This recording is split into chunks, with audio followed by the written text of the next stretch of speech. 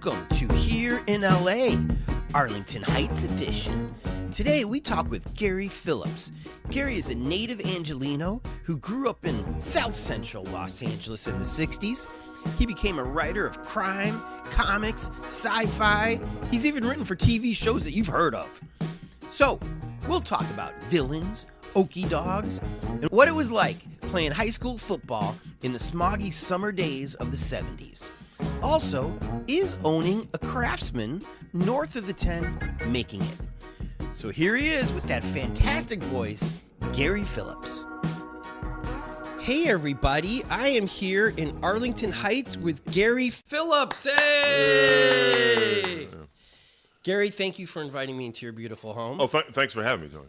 Ladies and gentlemen, we're sitting in front of a real black man with a beautiful deep voice, a whole room of records, actual records, a real stereo. That's it. There we go. And we know you don't mess with a black man's stereo. That's it. There you go. And so, Gary, what a gorgeous home you have here. Well, thank you, Tony. This is a real Craftsman house, right? Yeah, it is. It was, I believe it was originally built in 1911. You know, it's been refurbished, I guess, several times. And when we got it, we bought it from, we flipped our old house and we got this house from a flipper. How about that for gentrification 101 in Los Angeles, right? Well, I mean, but you're ungentrifying this neighborhood. Well, I don't know what we're doing. That's interesting, right? Because, you know, where we are, we're also near West Adams, right? Yes. So, and as you well know, West Adams is going through a heck of a gentrification, a heck of a change. Yeah. And so, I don't know if we're the last holdout. I should mention, by the way, our neighbor has lived. She is, I believe she's 98 or 99. Anyway, she's lived in that house since she was 11. How about that? Wow. And she's still mobile. I mean, she's still. This lady right here? Yes. How about that? How about that? That's pretty. Is she a black woman too? No.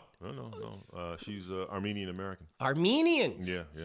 So do you think this was an Armenian neighborhood back in the day? You know, I have no idea, but it's funny you should say that because several years ago, we had a plumber come over here, and this guy was, I think he was actually from Russia. I mean, he spoke English, but he had a fairly heavy accent.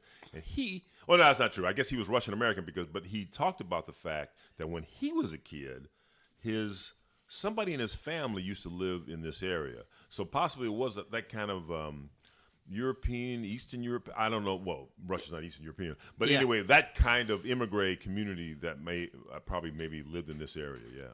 Which now. By the way, and now that we talk about it, you also made me think.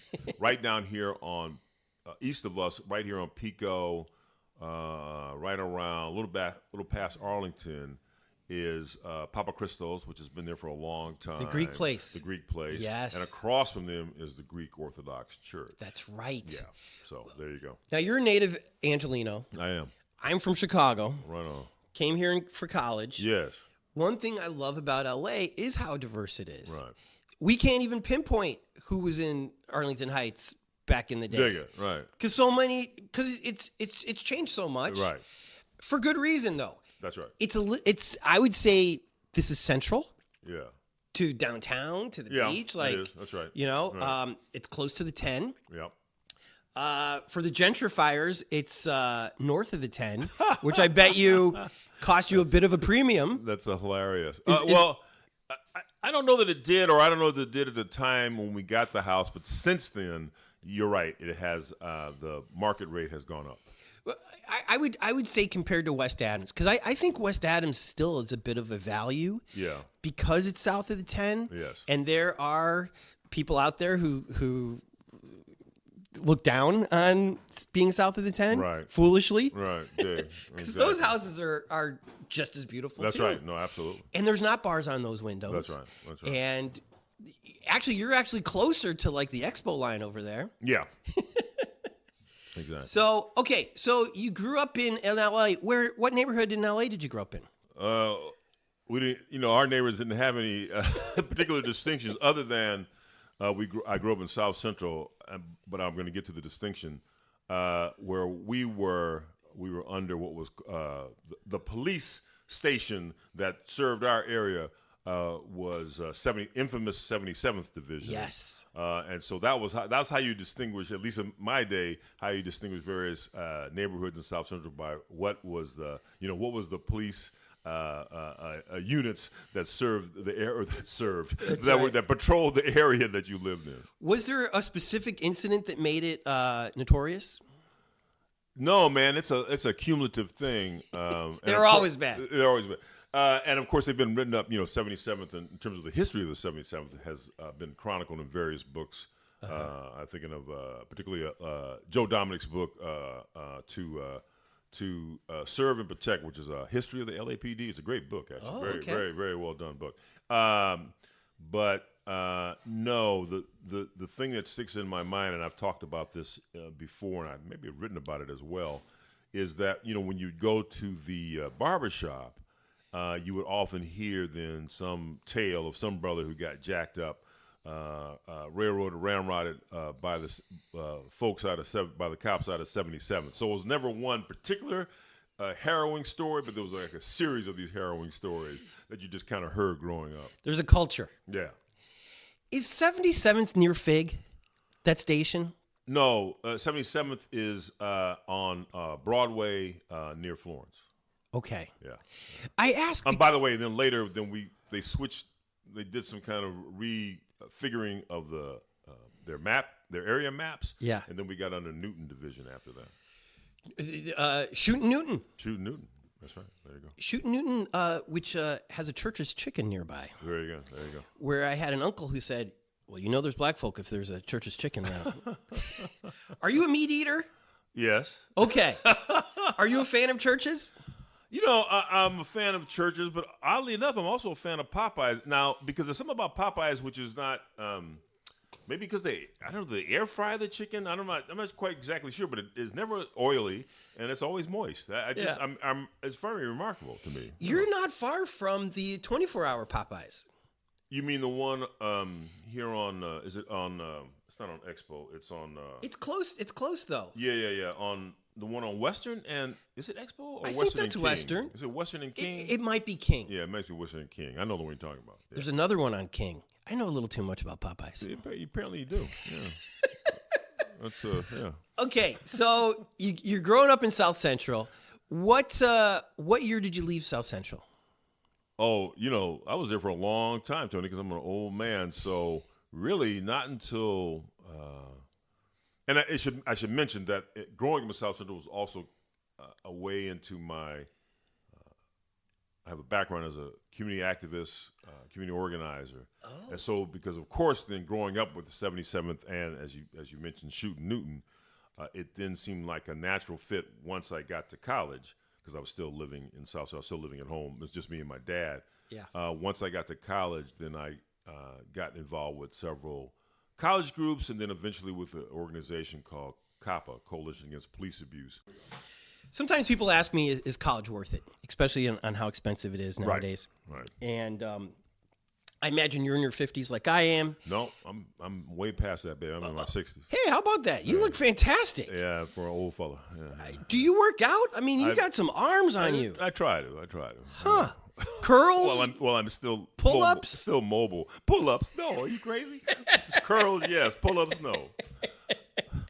So people ask me, is it worth it? And I say, there are things. I always wanted to go to college. Yes.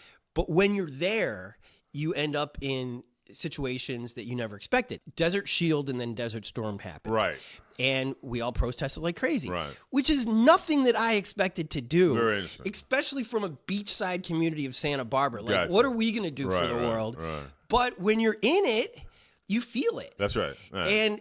And when they say all politics is local, you get it. I mean, Jesse Jackson visited us. Yeah. Hillary Clinton right was stumping for Bill Clinton. Right. Jerry Brown showed up. So, that's great. we became politically minded, Right. even though all we really wanted to do was chase girls and smoke weed. That's right. And yet, and so my answer to them is there's going to be very few communities that you're going to be in your life where you can do some idealistic things. And it's going to be part of your life. Like, it's no big deal. Of course you're going to go there. Of course you're going to rally. Of course you're going to sit in. All those kind of things. Is that how you feel too? Well, I agree with you because I think because that's obviously the point of college, which is to be exposed to these various ideas, to have these discussions, to meet people from different walks of life, and to gauge yourself, and as well as, of course, then to put some of that to the test, right? Yeah. And I went to Cal State LA, which is still is. I think of it more as a sort of a community kind of college, although it's really gotten a much bigger status now. I guess since I left, it's a much more renowned school. You laid the groundwork. Yeah, sure I did by leaving. But I had a great experience. A commuter. I guess it's a commuter college. Right. I guess that's the way to. You don't live on the campus. You don't live on the campus. That's right. Because it's not designed like that, right? Because here it sits right there in East LA or in City Terrace, right? Right off the 10 East. And so, but it was still a great experience. You meet different people. As I said, it kind of became the way in which I got sort of politically awakened and politically, to me, at least, moving forward in terms of shaping my politics, shaping my sort of social change concerns, which then eventually made a big difference, or it played out not immediately after college, but some years down the line where I was an organizer for different unions. I then was outreach director for the Liberty Hill Foundation, which is still around, which funds community organizing. So it really played a big role in helping to not only shape my politics, but also somewhere down the line how that stuff then found its way into my fiction. Okay, so you have written books. Yes. You have written for television. Yep. I've written comics. And, comics too. And I've written some short stories, quite a few short stories, I guess. What? I feel like writing as a writer. Yeah. We're constantly struggling with those two angels on our shoulders. One of them saying, "You ain't shit," and the other like, "Damn, boy, look at you. Who wrote that?" That's great. Am I wrong? No, you're right. You're right. When did you decide to listen to the Good Angel for real? I never listened to Good Angel, Tony. You know damn well if you listen to the Good Angel too much, then you're gonna fool yourself, man. You're gonna have a rude awakening when somebody else reads it. Damn, man, what the hell is this? Were you high when you wrote this? Did you? Yes, I was. Yes, I was. Did you bother to go back and look what you wrote? Not at all. No. No, exactly. So, no, because I knew it was right. I know it was great when I put it down, pen on paper, baby. Come on, man. That's it. Did you get good grade in school? Is what I'm asking. No. Like the teachers encourage you? No, man. Listen, to this day. And I also talk about this. Man, I failed my one of my English classes in high school, and I was like devastated because I love that class, man. I couldn't believe that I failed that class. Like man. an FF. Yeah, FF. I was like stunned, man, because I was a reasonably decent student. I mean, I played football and stuff, but I was a reasonably decent student, man. I mean, okay, sure, math. Okay, C's were good. I was good for a C in math, baby. Except geometry. Geometry was all right. Me too. I love geometry. Yeah, it's just shapes. I think because visually I could just see, But man, come on, man. The train leaves Memphis at 12, and you know what I mean. All that. That's all. No, man. Forget it. I'm done. But like history, I'd get B's and A's and other stuff that would help make up. But man, I was stunned. So, what school was this? Oh well, this is here you go. Now this is a school that doesn't even exist any longer. Good. You burned it down. No. It was called Lutheran High. Okay. And it was Lutheran school, and we were part of the. What were we part of the? Because we played schools like Verbum Day. We played Catholic schools a lot, but we were not, right? We were Lutherans because Martin Luther broke from the Catholic Church. Yeah. But in those days, it was right near Crenshaw and Florence. It was on 70th Street and 8th Avenue. There's a campus still there now. I don't know what's there now. I think maybe I lived on 79th Place back in the day. Yeah, no kidding. All right. So I know that I remember in the 80s they had like a gymnastics school. Yeah, but this is the 70s when I went. Right. So yeah. So there was a school over there. Yeah, there was a school over there. And you didn't want to go to Inglewood High or Crenshaw High? No. Well, it was partly my mom's wish that I sort of better myself, I guess, in some kind of fashion. No, I would have gone had I gone to just regular public high school. I would have gone to Manual Arts. Okay. Yeah, I would have gone to Manual because that was the school closer. In my area. But I went to grade school at 61st Street Elementary, which is still there on Figueroa and 61st. Anyway, so we went to Lutheran High, and we were in the Lutheran system, and I still see those guys today. Good. After all these years, although sad to say, as you get older, a couple of those guys are no longer with us. Yeah. And so it's like, man, But anyway, so all that to say is that that's where I went to school. So even though you got flunked out of that class, you didn't give up. I didn't give up. No, So no. okay, so my question is what made you believe, or was there a teacher in your life? Was there a girl who was just like? No, there was definitely a couple of teachers who I thought were just I don't know. I just responded to them, or we would read like everybody reads. We read Great Expectations, right? Yes. Dickens, and then we would read Mrs. Havisham. Mrs. Havisham. Oh my God, still to this day. We'd read Huckleberry Finn, right? Oh, yeah. and Huck and Jim, on the raft and all that stuff. And Let me ask you this about him real quick. I had always assumed. I guess I read it later in my life, like college time. Yeah. I just assumed it was a kid's book. Yes. And then Right. Jim's real name in that book kind of shocked me. Yes, right. And also just how kind of bad Huck was. Like he was Yeah. almost a punk rocker. That's right. That's right. And I was like, right. damn. I Like know. it got me really into Mark Twain because I was like, what an interesting book that they give to children. That to give the kids, exactly. Did you like it right away? I did. And it's funny as we speak about this, or as we talk about it, and I'm sure it's been noodling or back in my head for some time. The idea that, as you said, that Huck is this real kind of anti-hero, and so it makes sense then that would be a kind of link for me to get to mystery and crime stories. Yes. You know what I mean? And as a way to then, so of course you have this kind of character, this kind of literary character who really does then become a kind of prototype or basis for what is going to come later in terms of like some of the crime fiction of Dashiell Hammett and all these guys, and then who obviously were also influenced by that as kids when they had to read it in school. Let's talk about anti-heroes for a second. Yeah. The longest running TV show is The Simpsons. And when it started, right, it was the Bart Simpson show. That's right. One of the best anti-heroes. That's right. But over time, I feel like it became more of a Homer show. Oh, that's interesting. Yeah, I guess that's true. And I've fallen off. Man, I used to watch that thing religiously, man. I watched it just the other day. Is that right? That's great. It's the Treehouse of Terror season. That's so you got to watch that because right. that's their dark right. episode. And by the way, what year is this for The Simpsons? I think it's a 32nd season. Oh my God. Yeah. That's crazy. Isn't it? Yeah, that's nuts. Yeah. But it's because of writers like you. Yeah. Well, that's writers like them. Yeah, they've hit their mark. So I love anti-heroes because we are not. Well, first of all, it goes against all those teachers who gave us bad grades because we're supposed to set up. Correct me if I'm wrong. You're the professional writer. I was taught create a lovable character. Yeah. And then fuck up their life. And then watch them overcome. Right. That's true. Right?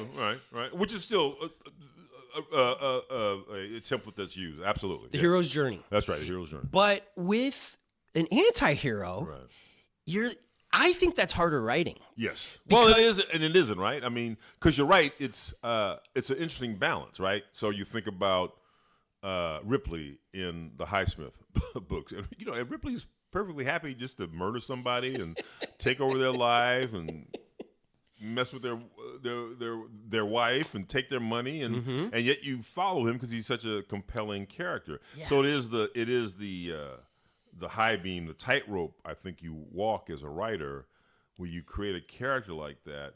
Is he going to be so reprehensible that the reader will say, "Well, I don't care about this character," right? Or is he going to be just enough where you think, "Oh, well, this is kind of interesting," and could I be if I didn't have to pay the mortgage and pay my car insurance, right, and get braces on the kids' teeth, could I be Ripley? Right. Yeah. Could I be this guy?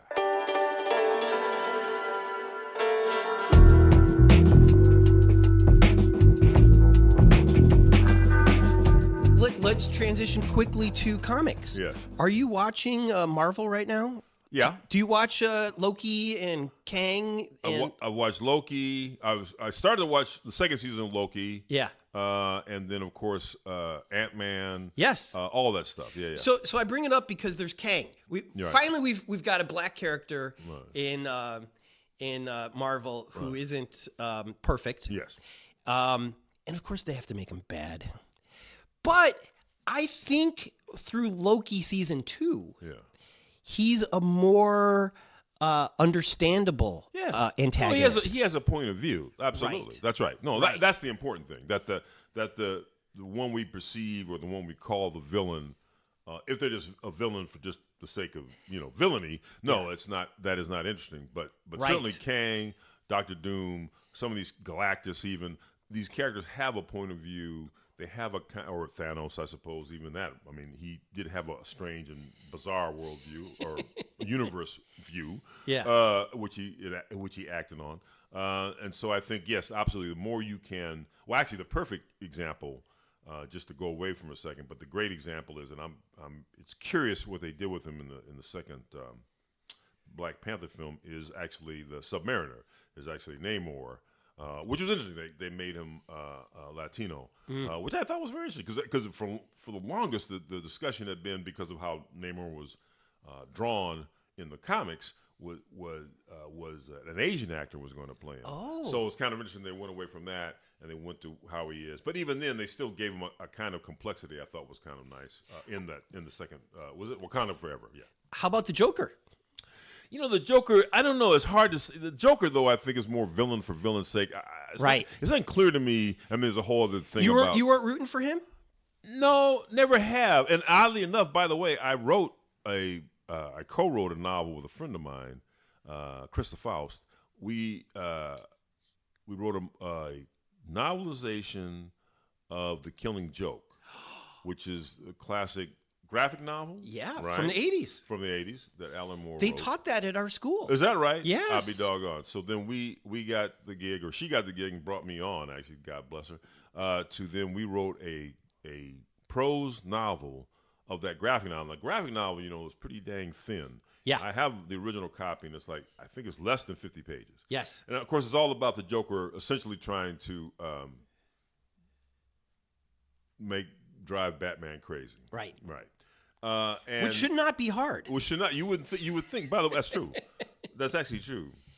That's actually a good point. I mean, if you're going to write a Batman story, you would have a Batman story where he just goes ape. Because no one person can take as much pressure, you know what I mean, as he puts up. Also, it's just he's insane. rich. Like what? Right. What is his ultimate goal? He's Yeah, not right. going to be able to Right.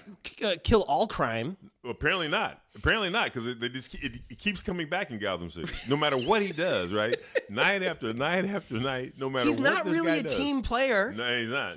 No. Oh, well, he's a team player only because it benefits him to try to figure out. Right. But you're right. But night after night, you got the Joker, you got Two-Face, you got all these people showing up. You know what I mean? It's like, come on, man. Yeah. So in your crime novels, how many crime novels have you written? They're not all crime novels, but certainly there's crime in them, and they're mystery or crime. I distinguish a crime novel from the point of view of the criminal versus a mystery, which is usually from the point of view of the protagonist or the good guy. But generally speaking, I guess I've written about 25. Holy moly! Yeah. How long does it take you on average to write a novel? It depends. Maybe half a year, maybe 7 months, something like that. Yeah. Do you have a routine when you're doing this? Yes. What's your routine? I try to hit my quota every day. 3 pages? No, more like it's 1,200 words, so more like 5 double-spaced pages. 5 good pages. Well, no. I just said Ju- 5 just- double. I just just said knock 5 out- double-spaced pages. Just knock out 5 pages. Just knock out 5 pages is the goal. Because then the next job, when you go back to it, next day is to go back and read those pages and figure out, why does this suck? So And that's then- part of the routine. You have to go back. So I go back and go forward, go back. Yeah. do you have a writing partner or an editor that you can bounce things off of? Well, like I said, I've co-written. I mentioned Krista with this novel, the Batman novel that we did, the Killing Joke novel, and I've co-written with some writers, but I don't really have a writing partner per se. But yes, the idea being that, for instance, my last mystery novel, which came out last year, One Shot Harry, I've written now the sequel to it. And those books are set in the 60s in L.A. Wow. And they feature a black crime photographer. Based, by the way, not based, inspired, that's a better word, inspired somewhat by a real-life Harry Adams, who was a freelance photographer here in Los Angeles. How about that? Yeah. For newspapers, for magazines? Yeah. For like the Eagle existed then, and the Sentinel, and These are black newspapers. Yeah. Because he was a black photographer. Yeah. Sentinel's still around, right? The Sentinel's still around. Yeah. The Eagle is not. So for those books, where was I going with this? Oh yeah. So so for those books, they're set in a very specific time period, and looking at the city at that time period as well. Yeah. I would think that just adds a bigger headache. That now you got to think about. You got to think about what exists and what doesn't exist in the 60s. Yeah. Maybe you've got to think about language a little bit too. Absolutely. You do. Is that a fun challenge for you? Do you want to? I think so. Make it harder? I don't think it makes it harder, Tony. I just think it makes it. But you're right. It is more. You have to certainly be on your toes, but I think you have to be on your toes. Listen, I have to be on my toes even when I'm writing about L.A. now because, as we've said, neighborhoods have changed. My old neighborhood has changed. Yeah. Places are different now. Yeah. You go to the San Gabriel Valley or wherever you're going. If you're going to write about these areas, you probably should have some knowledge of it, or you should be hanging out or talking to people there because you want to capture that, that look and that feel. Yeah. Because things are kind of in flux, and it's also kind of fascinating. All these places at the edges, at the borders between this neighborhood and that neighborhood, are also kind of fascinating. So yeah, so all that to say is that setting stuff in the past. I mean, on one hand, it's great because you have certain things you can just look up and facts you can refer to, which is great. Yep. But yeah, you do want to be careful about. Certainly, you want to be careful about references, and you do want to be careful about. I'm careful not to use a lot of slang because, of course, one, it'll just sound like parody, and then invariably, you'll get something wrong. So you kind of walk that line. You want just enough that it sounds like it's that time period, but not. You don't want to go over the top with it. Well, I would also think for crime, because if it's mystery and you're trying to, as a reader, figure out who did it, you can't have clues that don't exist in that time. Right. You can't have. And you can't have techniques that don't exist in that time. Right. Right. And so like phones ringing happen. There's no answering machines in the 60s. Like details like that have got to drive you a little bit crazy, right? No, or is that fun? I think it's fun, and then because the great thing is there's plenty of old movies that you can look at and see if you kind of lose your way, that you can kind of check out. But although even then, sometimes there's surprising things that show up. It's funny you should say about the answering service because sure enough, in the late 50s, there's a great little noir film shot here in L.A. called "Kiss Me Deadly." And the old Bunker Hill is in it and all this sort of stuff. And sure enough, the character, Mike Hammer, which is the Mike Hammer from the books, but they transplanted him here to L.A. And made him a sleazy kind of blackmailing private eye, which is great. There's a couple of scenes where he goes to his office. He has this big old tape, reel-to-reel tape machine built into the wall, which is his answering service. Oh. It's crazy. Yeah. Which actually did exist even then. They were able to somehow jerry-rig the old-fashioned phones to record? Yeah. Wow. Yeah. Wow. How about that? Okay. Let's talk more about bad people. Sure. My favorite anti-hero is probably Satan in Paradise Lost. Okay. There we go. Is that why you write these? Do you write it because bad characters, we'll call them bad, are fun, or because you want the hero to be even smarter and even more interesting? Well, of course. I mean, I think it's both those things because you're right. But perfect example is what we were just talking about in terms of Marvel Comics and Kang and Doctor Doom or whoever. You're right. If the villain isn't. First of all, the villain, right, we want the villain to have a kind of point of view. Yep. Even the Joker, I suppose, has a point of view about whatever the heck I guess he's like the agent of chaos, right? Yeah. But you're right, the villain has to have a certain kind of power, and it has to have a certain kind of intelligence, because otherwise, it's not. There's no challenge then for the hero. And maybe he would have been caught already or dead already. That's right. Exactly right. That's right. So I think and there's degrees. I mean, I had mentioned Ripley. I was also thinking there's a great series by he's passed on now. It was a guy named Donald Westlake. He wrote a series of books about a professional thief named Parker, and Parker's our main character in these books. But he's an amoral character in an amoral world, right? And he doesn't have any particular qualms about killing somebody if they're in his way or if they've crossed him, right? Yeah. Now, generally speaking, he doesn't go after civilians, but if you enter his world, then okay, now that's fair game. Yeah. But the character and there's almost no interior kinds of portrait or landscape is revealed about the character. He's mostly revealed through his physical actions, although occasionally Westlake would stop and talk about something in Parker's head, but not a lot. And so there's kind of this minimalist, existentialist character, but is purely defined because of what he does.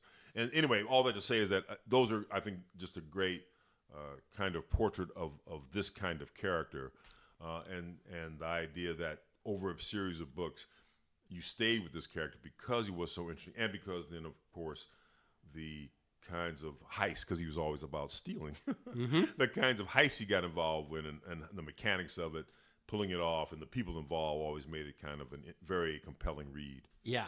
Yeah. What's your favorite type of heist? Well, that's a great question, man. As a fact, I'm ruminating now on a heist. I've written a couple of heist kinds of novels, but I'm really ruminating on a kind of a big heist novel now that I want to tell, and it would be set in modern day. And it gets back to your earlier point about, and in modern day, man, because we've got motion sensors, and we got you got robot dogs, and we got we got cameras hidden everywhere. Yeah. And so the idea that you can steal something makes it even harder, right? So that you have to do a certain amount of technical research to pull these things off. But I think that's a great kind of challenge. And because in the end, no matter how far we get with the technology, at least at this moment, human beings are still human beings. So it gets down to who can you trust, right? Who's going to be on your side, and who's going to betray you. Yes. So maybe the current day crook has to be the best crook. Yes, that's right. Correct. And so maybe that's why these young people are doing group team heists at these malls. That's interesting. That's actually kind of interesting. Isn't it? Yeah. Because it's like, well, they can't catch us all. Although the January 6th people thought that too. They thought that too. That's right. Sounds like they've caught them all. And somewhere between, you're right, the sort of flood of these folks coming into like into the high end places and taking stuff, and I guess the whole sort of weird cryptocurrency. Oh yeah. Cons that seem to be going on. Yeah. As we speak. I mean, I just find fascinating. It just kind of. Yeah. And well, I guess people fall into it for different reasons. Let's go back to stealing from malls. All right, there we go. I see so many mistakes that they're making. Right. First of all, they're not covering their entire bodies, so we can tell if they're white or black. I don't know about you, but I'm always rooting they're not black. Are you in that boat too? Yeah. You're like, please don't be. And often they're not, which is refreshing. But they also take too long, I feel like, sometimes. Yeah. Like there was a jewelry heist, I think in Glendale or something, where the owner just came out and started shooting people. Oh, wow. Which was good for him. I mean, you have a jewelry store, you ought to have a rifle or a shotgun or something. Wow. And a lot of the people dropped their bags. And I was like, don't drop the bag. Come on, man. You're there for one. You're going to get shot and not have the diamonds? But it goes to the thing. See, in a Parker novel, they would be disciplined. In a Parker novel, right, you would be timing it. You're right. You would go in.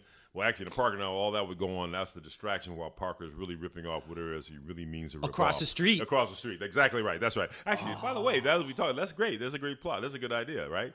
So you send the crew. That's right. Hire some low-level guys. That's right. To go in and do this kind of smash and grab. To mess it all up. Smash and grab, mess it all up while you then pull off the real robbery. And maybe not across the street. Maybe next neighborhood over. Yeah, maybe down the block. Exactly. That's right. There we go. You know, I guess I just have a dark heart. There we go. That's it. I mean, I want to be a loving man. That's right. I want to interview the nice people of L.A. There you go. But deep down, I'm just always trying to figure out... Because to me, it's still a great challenge. Yeah. How do you rob a place that's built not to be robbed? That's right. You know, that's right. Challenge accepted, as the kids say. That's right. Right? That's right. And so well, that's you're right. And see, that lies at the heart of the heist story. Yes. That's right. How do you rob? It's easy to go in and smash and grab because it's just busting up glass and taking things and running out. Right. It is but it is the high tech vault. It is the high tech bunker. Yes. Whatever the heck that is, it is taking that down. That is the challenge. The Brinks truck. That's right. The Brinks truck that gets robbed once in a while. That's right. Exactly. Good for them, right? Yeah. So let's switch sides a little bit. All right. The cops. Yes. In comic books, the cops are good-hearted people. Generally. Although comics have changed, but yes. Right. Yeah. And I haven't read a whole bunch of them, so I don't know. But I'm coming from this ignorant point of view, where the cops or even the sheriffs of the old days in the westerns were good-hearted people who just want to protect their little community and rid the place of crime. Right. The more news I read about actual cops, the fewer of these actual heroes I see out there. And I sure as hell don't see them ascending to being the captains of their divisions or the chief of police. Is that how you look at things too? Well, I think there's all these interesting nuances, or maybe not even degrees. That's the better word. There's sort of degrees of corruption. There's degrees of then how the job has changed them. There was a great piece in the L.A. Times. Maybe this is some years ago, but I remember this. It was a great piece, and it talked about folks who started out idealistic, driven to do good as a cop, and then after years of seeing people do worse and seeing this horrific thing and that horrific thing, hanging out with your fellow officers in the bar, hoisting a few, et cetera, you started to change. Yes. Right? You started to become more jaded. You started to become more cynical. Yeah. You started to all that kind of idealism got sort of, it may still be there, but it got sort of rubbed raw. It got some of those edges got planed down, and now they're kind of smoothed over, and all that sort of stuff happens to you.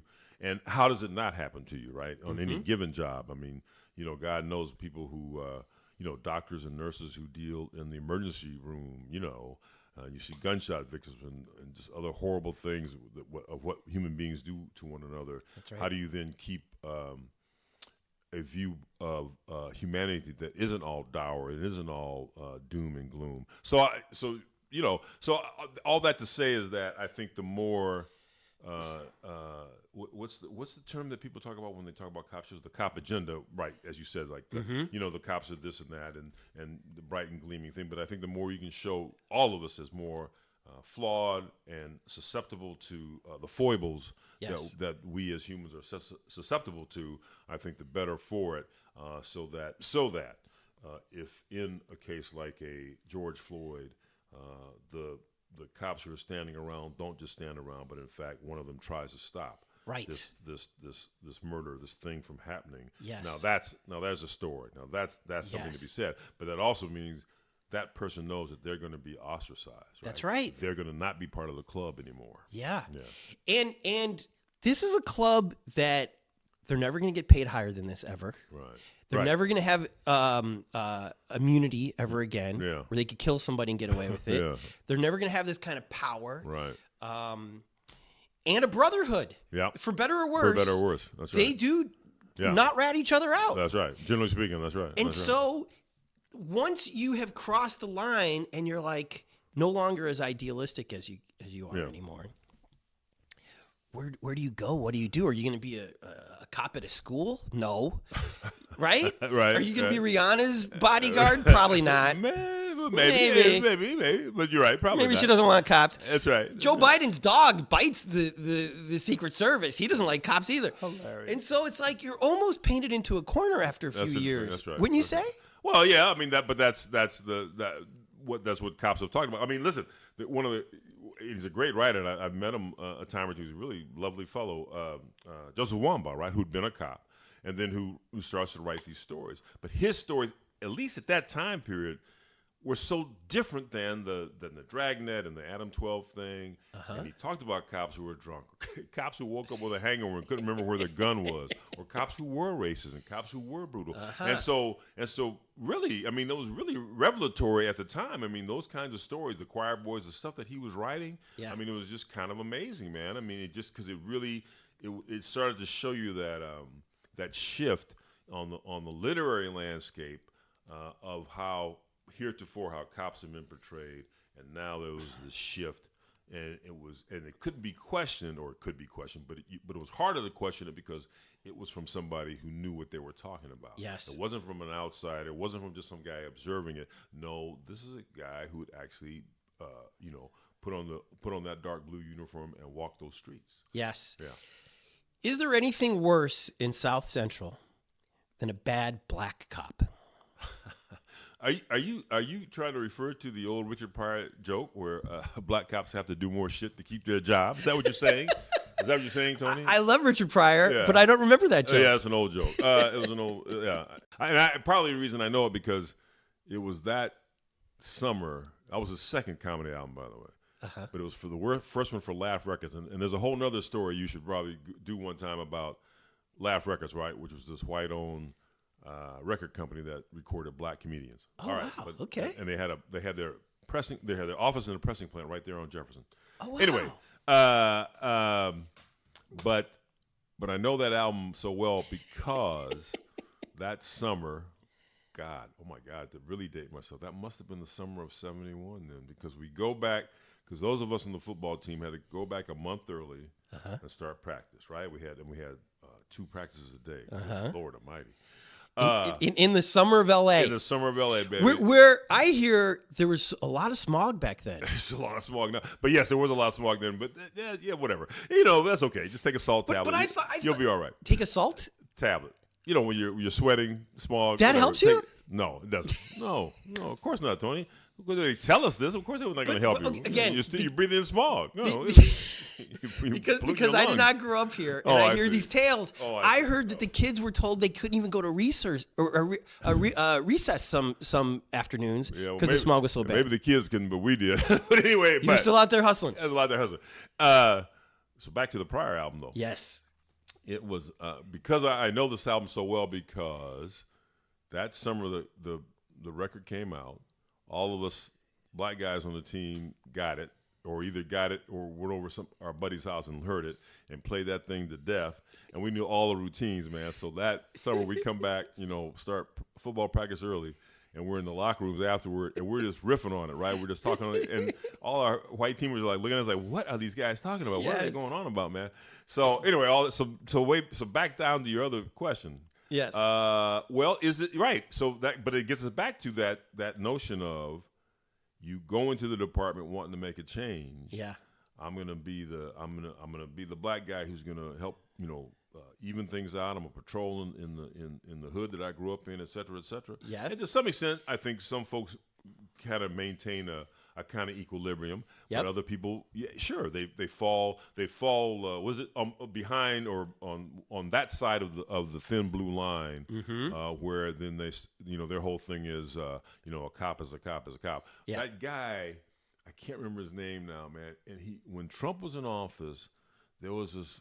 I think he was a sheriff. He was a black guy from like somewhere Wisconsin.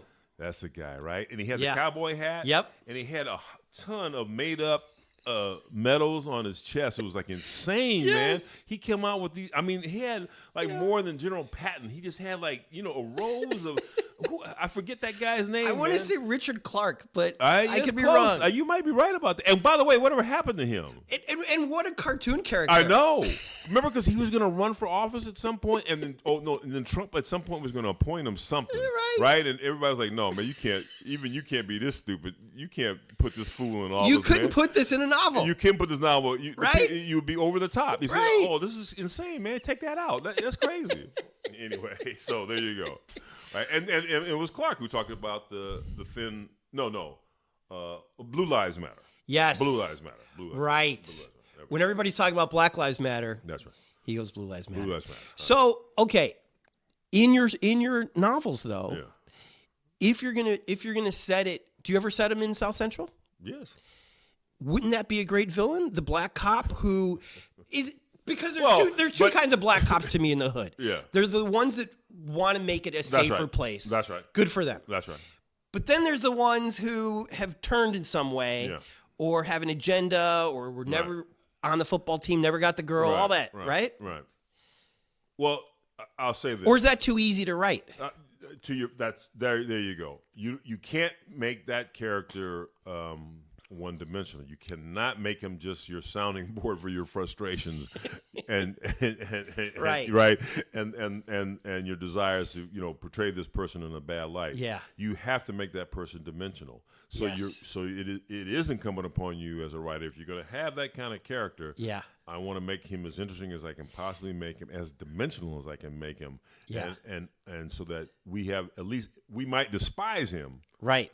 But at least we understand where he at least is coming from, what has driven him to the point when we meet him, what has driven him to this point, what has happened to this character that now he is this person. Because you're right. I mean, listen, it is so easy to take somebody like Clarence Thomas, or at least certainly the way we might perceive Clarence Thomas, right, and put a blue uniform on him, and then you say, well, this is just some self-hating fool that you just got running around, beating black folks in the head, right? So on the surface you could have that, but then you are then called upon to, I think, then provide, what is the background of that character? What is behind this seemingly cardboard cutout figure? Yes, and that has made this person this way. I'm so glad you brought up Clarence, because I try to rid him from my mind.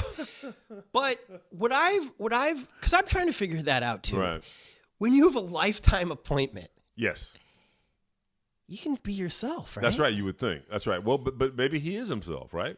Maybe this is who he is. Maybe this is who he is. And so he got all those trips from what was the guy's name? Harlan Crow. The guy from Harlan Crow, and which, by the way, you can't a better name for a villain than Harlan Crow. And apparently other trips, right, that he's taken, and he hangs out, and he's just having a grand old time. The world is his. The world is his, baby. Is that the motivation, where it's a freedom? The doors are unlocked that have never been open for you before. All you got to do is sell out your entire race and the Constitution. And the Constitution. That's all you got to do. That's right, and pull the ladder up behind you. But I also heard a theory that there are some black folk who will do anything for the white man's approval. Yeah. And that's their that's just an odd psychological thing, right? I mean, or not odd, but that is just a psychological condition that's very hard to explain, right? Well, house Negro, field Negro, I guess. Yeah. Right. But that explains a lot of these black Republican I would think senators and representatives. But, not that there's many of them. Not that there's many of them, but But why would Tim Scott do this? Right. Why would Tim Scott? Why would? Right. But Tim, I can understand. Justice Clarence Thomas, first of all, he's old now. Yeah. So it's okay, man. Yeah. Like, do the right thing now. What are they going to do? I don't.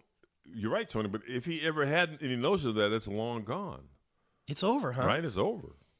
For some people, they'll never change. I guess I'm still an idealistic kid in college. Right.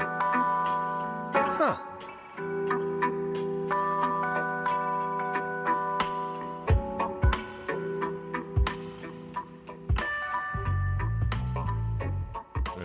Okay. Let's talk about this TV show that you wrote. Yeah, I worked on, yeah. You were in a writing room. Yes. I think, I guess there just hasn't been enough TV shows about writing rooms because I fantasize about this place. I fantasize that there are these kind of like soulless big rooms, nothing like this, where everybody's like ordering pizza and smoking pot. There we go. Throwing darts against the wall. And then finally like, oh crap, can we write a scene before we go home today? That is not what Snowfall's writing room was. No, it wasn't. Although, correct? Although that would have been lovely, but but it was, or they weren't even like it wasn't even like the old Dick Van Dyke show that was a writer's room. Oh, that's right. I was with Maury Amsterdam. Maury Amsterdam and Sally, and I mean Rosemarie is Sally. Rosemarie, they were the three writers for the Alan Brady show. Right? Yes. And they sat around riffing and joking and fooling around, but they were all cognizant of the scene they had to get to. That's what isn't that what we want? Yeah. We want two Jewish people from the Borscht Belt. That's it. One more sassy than the next. There you go. That's it. Who's writing about the straightest white guy there is. That's it. There you go. It's perfect. Well, and to some extent, that was TV. No, our room was great. I mean, we had a great showrunner. He was very even-tempered, which, believe me, I can't imagine trying to run herd on writers in general and the writers we had. But it is true that we spent a lot of time. I mean, we would start from a broad, we know we got 10 episodes to do a season. Okay. And we know we kind of want to start over here and we want to end up here, right? Okay. So and our showrunner's job is to help tentpole that and do this. Yeah. And along with our, our producers. And so we had very schematic sense of where we wanted to wind up. And in the context of that, though, then you got to, dope out all these different episodes. Yeah. And a whole lot of ideas, not a whole lot of ideas got spun. A whole lot of ideas actually made it to the cards and went up on the board, and then came down from the board. You know what I mean? And and start all over and break the story in a different way and go back at it in a different fashion. Yeah. I found it very exhilarating. I think I had some sense of what a writer's room was like prior to actually working in a writer's room. Over the period of time, I've had some of in fact, my first novel was optioned and had some of my stuff. So I've had little forays into Hollywood, but it was certainly my first time as an actual, staff writer on a show that had already been established. Mm-hmm. And because we were a show set in the 80s, a lot of stuff that I knew about the 80s and one of our other writers, Walter Mosley, who's also in the room, Walter and I are of a certain age, so we brought that to the table, along with hopefully our chops. But the idea that really in the end, man, as our showrunner Dave Andron would talk about, the island of lost pitches. God knows, Tony, ooh, baby, there are days, man, we just had, we had doped out some great stuff, and it was really good stuff. But then because that was going to happen in episode 2, we also knew in episode 5 this had to happen, so therefore then it pulled the plug on what we wanted to do in episode 2. Interesting. And so then you gotta work backward and retcon stuff and reimagine it and reconfigure it. But anyway, all that to say is really, I found it a very exhilarating experience. Conan O'Brien has a great podcast where he talks a lot about writing for The Simpsons. Yeah.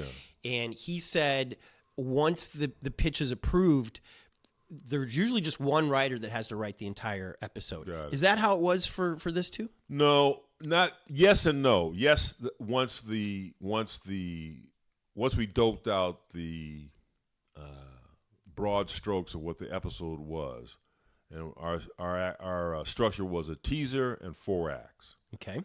Once we kind of had, in a very broad sense, what the skeleton of that was, either Dave would assign a writer or 2 writers, and you'd go away, and then you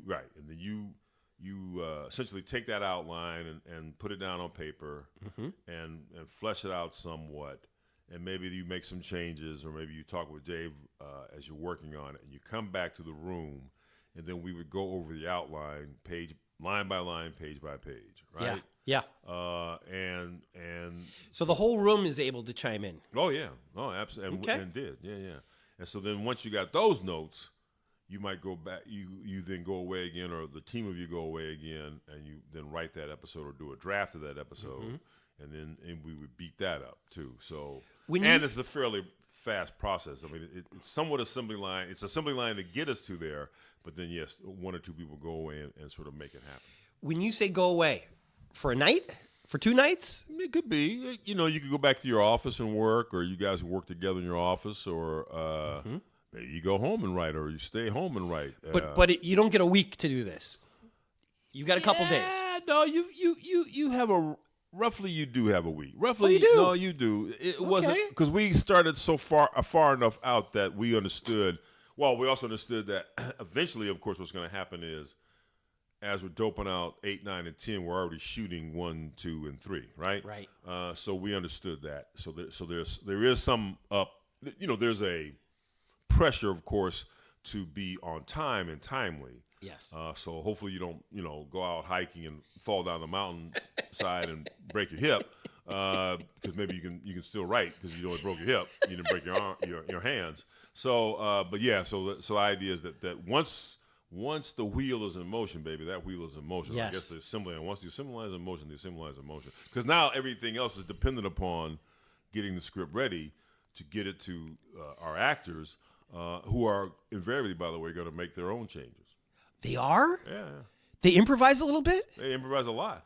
A lot? Well, I say that as somebody who was a little pissed about some lines of mine that got changed. Yes. Yes. But what are you going to do? Between the actors and the director, they wanted to do it, so you can't. That's right. Yeah. Go away. Just don't say anything. Well, in this strike, we've shown how Hollywood feels about writers. There we go. That's it. Well, and also the press. The press don't usually, if there's a writer and there's talent next to each other in the picket line, who gets the camera time? Who gets the camera time? Sure. Right. But there are some writers who have risen, to that level. But that's right. But generally speaking, you're absolutely right. That's right. I don't see a lot of religious things in this house. Are you a spiritual man? Well, as I'm getting closer to the grave, yes. I mean, yes. This is why I ask. If you press me on it, yes, Tony. Yeah. I just had a friend of mine. I mean, I'm not naming names, but he and I, we play football together. We go back a long way, and he just had triple bypass surgery. So yes, yeah, man. I visited him. And Suddenly he believes. Suddenly he believes. We all believe. Yes. Ooh la la. This is why I ask. Yeah. Whenever I write something good. Yeah. I'm like, Tony, you didn't write that. That came from somewhere else. That's great. You didn't. I mean, that is just too good of a line, right? That's great. Do you ever feel that way? Yes. Yes. Do you give it up to God, the spirit, something? Something, or there's some combination, right, of, whatever it is rattling around the back of our heads, right, and all that sensory input from all these years, and however that gets reshaped and reconfigured. Yeah. But yes, there must be something that we tap now and then, Tony, for the divine inspiration or the chakras or whatever heck it is aligned, or something happens that, yes, occasionally the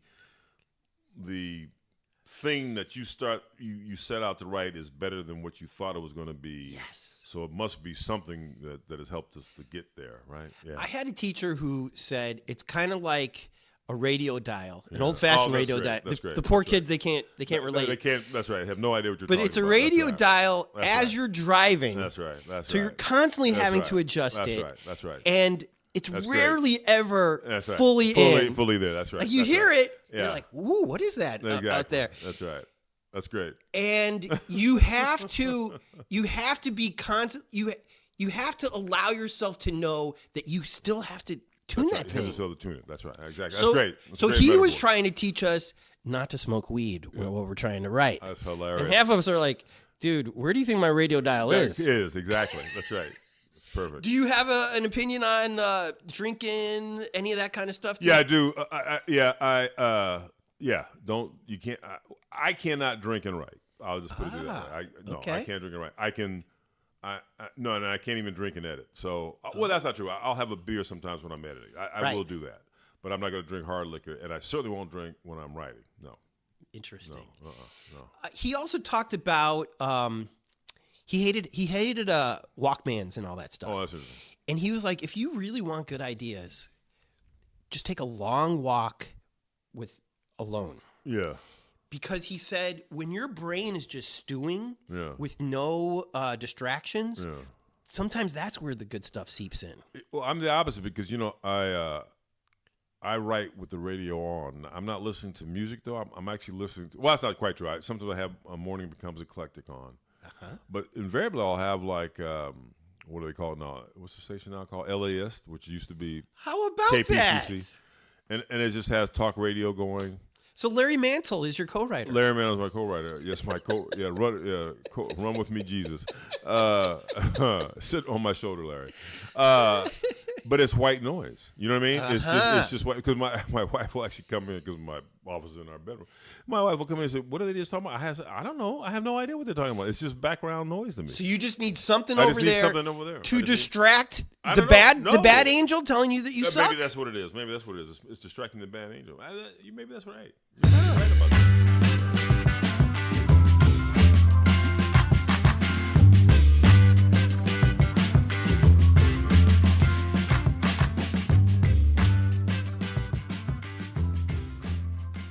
Okay. Yeah, that's good. Let's shift gears one more time. Sure, man. You grew up in South Central in the 70s. Yes. Well, 60s and 70s, yes. 60s and 70s. Yeah. Was it, has there been a movie made that perfectly captures your experience of that we should be revisiting? No. Or are you going to make that movie? Maybe I'll make that movie one day, or maybe I'll write that book one day. Okay. Certainly there's been, obviously, Boys in the Hood, of course, we can point to, but I even thought John's Baby Boy, in a certain way, didn't really capture that period. Period was, much later, much later than me. Yeah. But the idea, but you're right, because I was this, fat Albert of a kid. Oh, were you? Yeah, with my Coke bottle glasses and a nerd before that was a name for it. Before it was cool. Before it was cool, with my little cardboard attaché case. How about that? I think I got it from. I think my dad got it from me from Sears, with my comic books in them. Hanging out. And so yeah, and certainly there's been black nerds and stuff, but that kid in that time period reading those Marvel comics from the 60s, which is very specific, right? Yeah. Yes, I would like to capture that at some point. Maybe in the graphic novel, yeah. Were there gangs back then over there? Yeah, this is the period of time where it was the Slossons, the businessmen, the Del Vikings, who then give way to, I suppose, in a certain way. I guess they give way to the Crips and Bloods. But Crips and Bloods don't show up until I'm in high school. Right. Yeah. Well, I would think a big man would be a perfect target for the gangs to want to recruit. Did they try to recruit you? No, not really. Because again, I think because I went to this Lutheran school and I was a football player. By then, I had gotten some size and this and that. Yeah. And no, I got left alone a lot. Really. Yeah. Were you a linebacker? Were you I was, believe it or not, I was a defensive tackle. I mean, you'd have to be taller now to be a defensive tackle, but in those days, now I'd be a linebacker, yes. But yeah, in those days I was a defensive tackle. Yeah. Did you get a lot of sacks? I did. I got my one, my championship season, or the 2 trophies I had from that year. How about that? You got some sacks. I got some sacks. Were these were these black quarterbacks, white quarterbacks? White quarterbacks. And we're playing Catholic schools. Come on. So Tony. Come on. I'm only here to ask questions. Right. I'm not assuming anything. Right. I mean, I assumed that it was safe in the 60s in South LA. Was that crazy of me? I think it was just. It was different. I mean, I've often mentioned this where, it's very. I mean, it's still very working class, but it was really working class, at least in my neighborhood, my block, right? Yeah. My dad was a Teamster. My mom was a librarian for the city. Mr. Guy at the end of the block worked for the railroad. Mr. Caldwell next door to us, who worked for the gas company. Miss Lewis was a teacher for the city. So these are just. And this just seemed to me, because these are all folks that, like my folks who just, came from the South, eventually wound up going west. Yep. And it just seemed natural to me that you would work for a union, or you would be in a union, or you would be in some kind of organized labor kind of confederation, because the other people, the people I knew were in one or in some kind of formation. It also paid well enough that all these people probably own their houses, That's right? That's exactly right. That's exactly which right. to me is, again, I feel bad for the kids. Right. Because you can't be a teacher anymore and afford a house. No. You can't do any of those jobs that you just mentioned. That's right. Which is why we sell drugs on the side. But But really, like the middle class, the middle class that you grew up in is gone. Yeah. Most of the people who live in South Central today don't own those houses. My dad had a 6th grade education. He's a poor boy from a little town in Texas, man. But because he had him and his brothers found out when they tore up the car first, and then they built it back, put it back together. So they figured out, we can do this job and not be here on the farm because this we ain't ain't took the first thing smoking and left that town, baby. Shoot, yeah, buddy. Tell me something else that was going on in your high school years in South LA.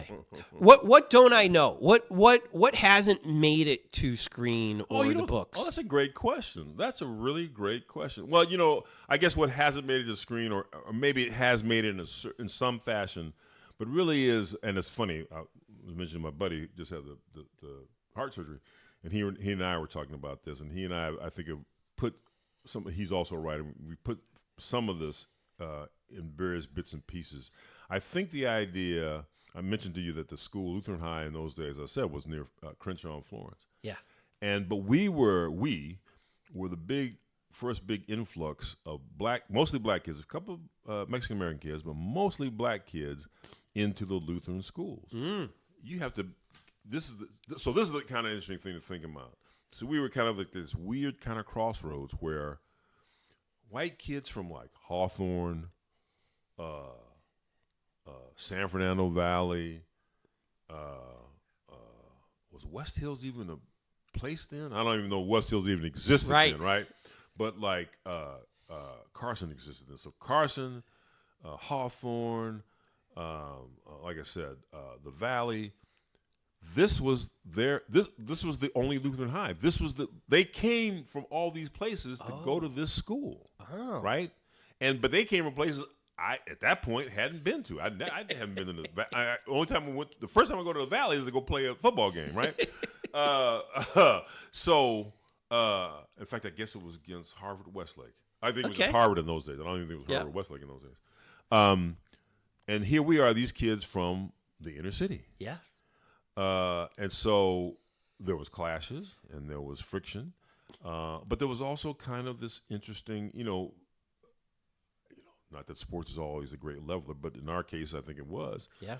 The white guys we played with on the team, we got to be, bond of a certain kind of way.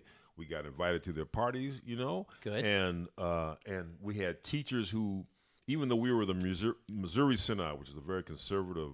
I mean, all Lutherans, I guess, are conservative, but the very conservative part of the Lutheran Church, we had young teachers who themselves had been influenced now by the Civil Rights Movement, been anti-war movement, women's movement, and so they brought their fresh perspectives and their ideas to the table, and I would like to capture that. It would be great to kind of just bring that in some form, right? Whether it's a movie or it's in a book or something or a graphic novel, because I think it was a kind of interesting confluence of all these factors that came together. And I had by and large, I had a great experience in high school. Well, I think that's one of the problems I have with entertainment is these nuances get rubbed right out. It is, but it's tough. It's hard to get to them. Because if there's a white teacher in a black neighborhood, they're the white savior and all this nonsense. That's right. And it's like, no, they just live there. That's right. Or that's where they were able to get the job because it's Lutheran and that's the only Lutheran school. Right, exactly. And that's right. To me, it's far more interesting that your parents wanted you to go to this Lutheran school. And then, of course, in the great scene of a number of black kids learning German. Oh, wow. All right, well, not that it ever stuck, but, And we had Spanish classes, too, but we had we're Lutherans. We had German classes, of course. You ever do this to a police dog? Plots. It works sometimes. Does it really? This angry dog will sit down because that's the German word. That's the German. Sit the hell down. There you go.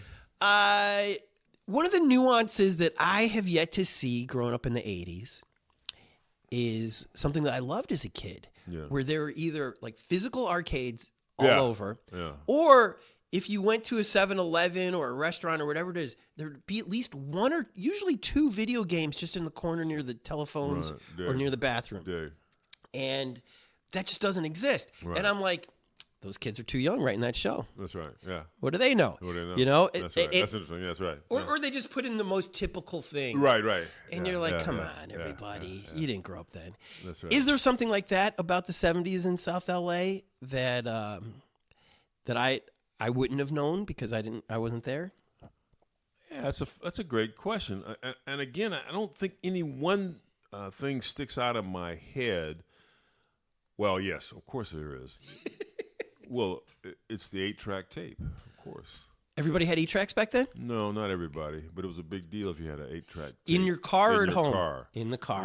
We talking about this big honking thing, man. This is not like, this ain't no plug-in. This ain't no. It's honking, but it's durable. You could put it in your car. It's not going to melt. But it had to be installed under the dash. Oh, you're talking the player itself. The player itself, right. Man. I'm talking about the player itself. It was like we had a friend of ours. He had one in his car. This thing was huge, man. It's insane to think about it now. It's absolutely insane to think about that now. How could this be a good idea? And and the 8-track tape was this big fucking thing, man. It's like you can only have a few of them in the console thing, in the middle seat, and you stuck that thing in there, man. It was hilarious. It was like this massive thing. It was crazy, man. And also, some of the longer songs didn't make it. That's right. Like you had to go to the next track. That's right. To hear the rest of Stairway to Heaven or whatever it was. That's right. That's crazy. That's right. What were you bumping on your 8-tracks back then? Apropos of the day we're recording this. Okay. It was the theme from Shaft. Was it really? Yes, sir. Rest in peace. Rest in peace, Richard Roundtree. That's right. So that Isaac Hayes. Yeah, Isaac Hayes. That's right, baby. How about that? What a song that was. What a song that was, wasn't it? That's right. That guitar riff, it was just, But everybody was bumping that, man. Yes. Everybody was bumping theme from Shaft. That's right. As loud as you could with your windows down. Right. That's right. Because you just imagine everybody's thinking, well, whoever those people are, they're the coolest dudes in town, right?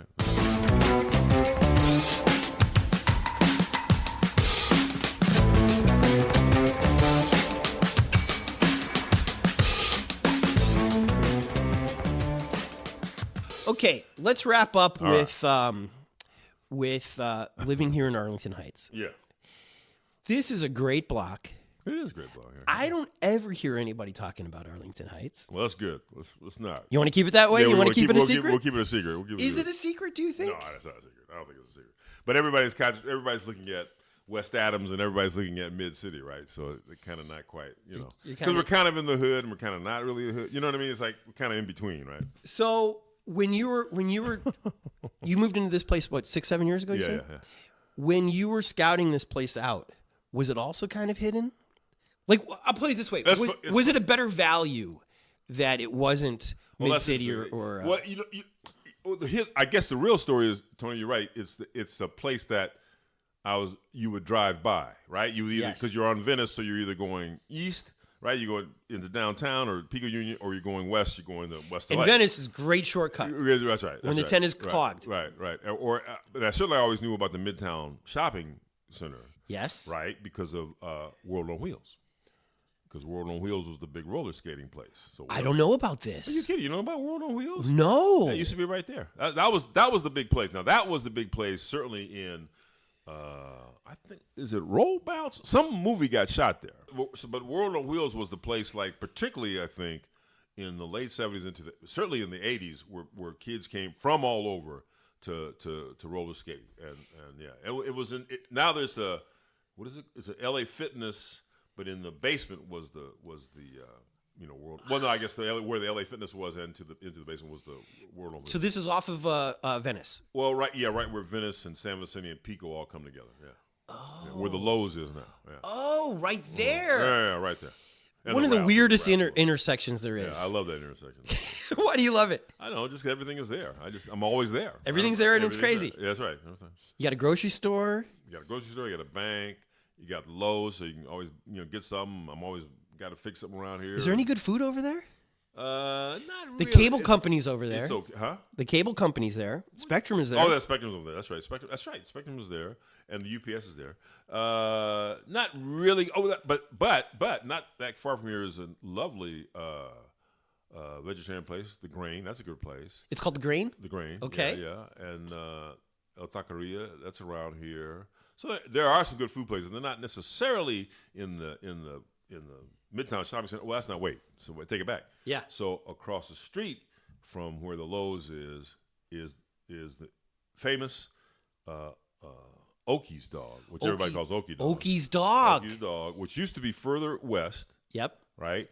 Speaking of gentrification, it used to be further west on Pico, but where they were there, that lot was sold, and now there's a apartment building there. Right. But they moved, but they didn't move that far, so they moved east, and they're right there. Still on Pico, but right across the street from Lowe's. I am so impressed that a man in as by, good and of shape. And Oki's dog is in my first novel, Violent Spring. Is it really? Yeah. Violent Spring is set in the aftermath of '92. Yeah. Oh. So there you go. Because it's kind of a shack type of a place where all types of people could show up at. That's right. That's right. And it's exclusively an LA thing. It truly is, right? Because it has the you got the pastrami burrito, but you got the crazy chili dog burrito, which I'm sure will stop your heart with the chili and the onions and the cheese. When was the last time you had one? None, You've never had one? Yes, I've had them, but I'm an old man. I can't eat like that anymore. No, I still go there, but I don't go there for that. What do you get? I just get like a teriyaki sandwich, teriyaki steak sandwich. That's it. I may get an Okie dog. It's been 20 years at least. There you go. And the first time I went to I think one of the original ones where the punk rockers used to go to in West Hollywood. But and those two, and they're somewhat. I don't quite understand the story, but they are definitely separate one from the other. Yes, there are. Right? Yeah, yes.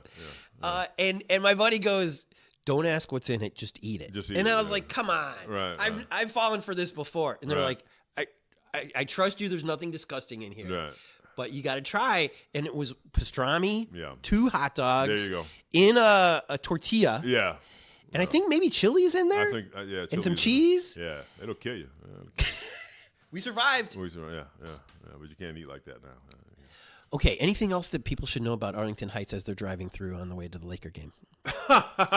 Yeah, just keep driving. Keep driving. That's right. Keep going. You have World Harvest over here. That's true.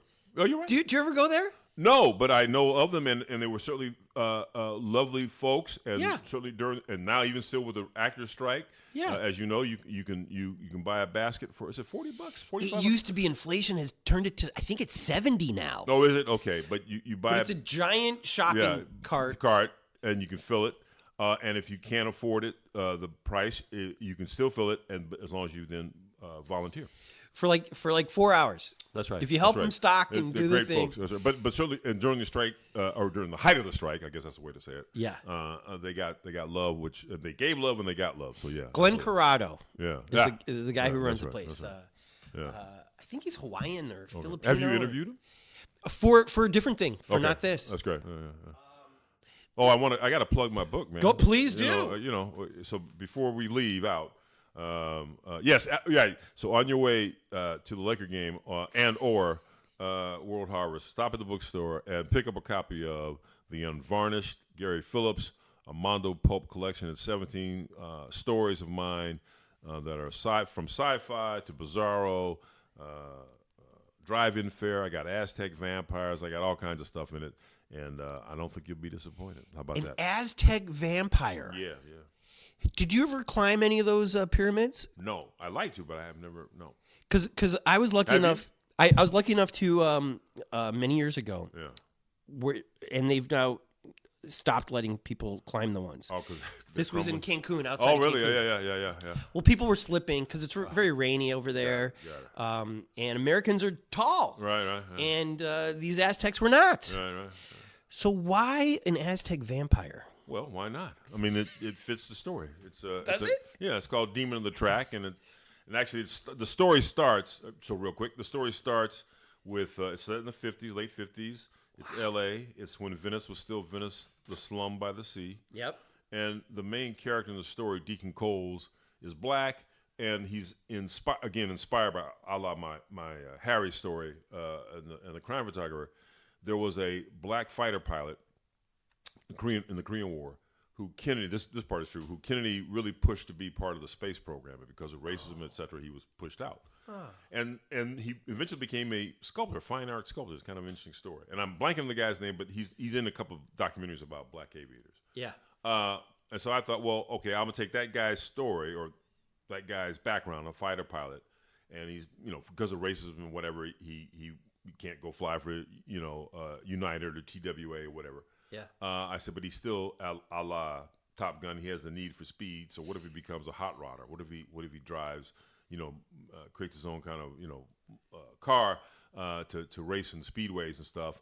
And because it's set in Venice by the sea, the Santa Monica Freeway, the 10 is yet to still be completed there. And so the opening scene is him racing on the kind of him against his buddy on a kind of these rises that have been created where the concrete ribbon of the freeway will come in, and he wins the race. And this kind of all these horror stories, this mysterious woman comes up to him, Imar Montez, and she introduces herself to him, and then she's gone. But then of course he's fascinated. He's under the spell of this woman, and things happen. So it's kind of like a Roger Corman kind of story. I like it. Yeah. I like it. Thank you. Yeah. Well, this has been a pleasure. Thank you. I'm talking to a successful black man semi. who rose semi. Yeah, close enough. This is everybody's dream house. There you go. That's it. That's right. Am I wrong? Yeah, probably. Are you been around long enough, Tony? That's all. A Craftsman house? Yeah. North of the 10. Yeah, we are north of the 10. You're right. Yeah. Is everybody's dream house? I never think about that. We ain't that far north. You've got. We ain't that far north. That's what it is. That's what it is. On paper, that's all the realtors care about. Okay, yeah. You've got big windows with no bars on them. Yeah. You've got real hardwood floor that just looks perfect. Countless Oriental rugs over here. That's that's a legacy from my wife's mother. Is she Asian? No. Oh, she just loved these kind of rugs? Yeah. You've got grandchildren who play here. You get to write. He lives here, but yeah. Okay, even better. Aftercare, yeah. Even better. Yeah. You get to write about anything you want. Well, within reason, yeah. Well, that's true, though. I do write about things that I'm interested in, yes. That's correct. Aztec vampires are wasn't assigned to you. No, it wasn't assigned. That's true. That is a good point. You've got a wife you've been with for how long? A long time. 38 years, yeah. This is the dream. There you go, baby. There you go. You're in it. That's it. You're healthy. That's You look good. You got a great record collection. Yeah. I got it. What's your secret? What advice do you have for the young folks? I guess you got to live long enough, right? Isn't that it? Isn't that something about that? Isn't that about if you live long enough, you'll be successful? No. Something about being old is the best revenge, or something like that. There's some. I like that. There is some saying about that, right? Well, let me ask you this final thing: the writing juices, are they still there? Hopefully, yes. Do you have writer's block ever? No, I can't say that word. No, you don't even want to say the I don't word. want to say that word, man. It's like Candyman. You know what I mean? Or Beetlejuice. Or Beetlejuice. You can't if you say it 3 or 4 times. Tony, that's it. Have you had it before? Not as far as I can tell. Then I don't think you'll ever have it. Wait. So what? But no, what happens is if I get stuck, and it gets stuck all the time. Okay. And then I got to go do something else. And then I come back. What do you do? Wait till lift some weights? I go to the gym maybe, or I go read something. Or I go watch TV. I won't watch TV because you get too many weird ideas. But I'll do something else or go do some yard work, and then try to not think about it. That's the only Zen thing I know. So if I don't think about it, it'll come to me. I love it. Yeah. Thank you so much for having me today. Man. I appreciate you having me on. Do you have a website or something that people can go to? They can go to it. I should update it, but it's gdphillips.com. All right. Yeah. GoddamnPhillips.com. There you go, brother. That's it. Thank you. Thank you. How great was Gary? First of all, special thanks to Mike the Poet for setting us up. Mike has set me up with some of our best guests here. So if you have somebody who you also think would be fascinating, just like Gary has been, have them reach out to us. Have them write busblog@gmail.com. You know who we go to Okie Dog with? Our Patreons. When you stoke us, you're saying, Tony, you've got to stop eating so much fast food. Here's some cash for some takeout. So shout out to our Patreons, Nancy Rommelman, Sean Atlow, Matt Mills, Sean Wallace, Greg and Molly, Jamie Taylor, Mark Johnson, Kira Ann, Barney Grinke, Ben Welsh, Jen Adams, Trevor Wilson, Bree Wild, Dougie Gyro, Christina Up North, Robin Carey, Adam Shorn, Ben from Down Under, Chris from the ATX, Gregor, and Phil. To be a Patreon, just go to patreon.com/hereinla and give till it hurts ya. Want to support us but you're saving up for Black Friday? You can still help. Post your favorite episode on Facebook. As simple as that is. Just what? You know what? The year's almost over. So how about this? If you've made it this far in the podcast and you got a Facebook, post your favorite episode of the year so far. It might have been this one. If you don't remember, just go to hereinla.com and you can click the little linky poo and then copy and paste the URL and then stick it in your Facebook. Maybe that's what we should all aspire for. Posting one link from this podcast on our Facebooks. Woo-wee! Go crazy! Tweet about it, too! Anytime you see me tweet about an episode, feel free to retweet it. It doesn't hurt anybody. It might actually be green. And for God's sakes, tell your friends. Tell your friends how Here in LA is spelled, and then it's on Apple Podcasts, and Google, and Spotify, and even on the YouTubes. Here in LA is produced by myself, Tony Pierce. Music supervision by Jordan Katz. Songs by Orgone and Jordan Katz. Special thanks to Cindy for creating the logo, Jen for inspiring this, and kids everywhere who are not getting good grades, who are not being encouraged, but there's stories in your heads, and you gotta get it out. Do it! Write it down, send it in, do the thing.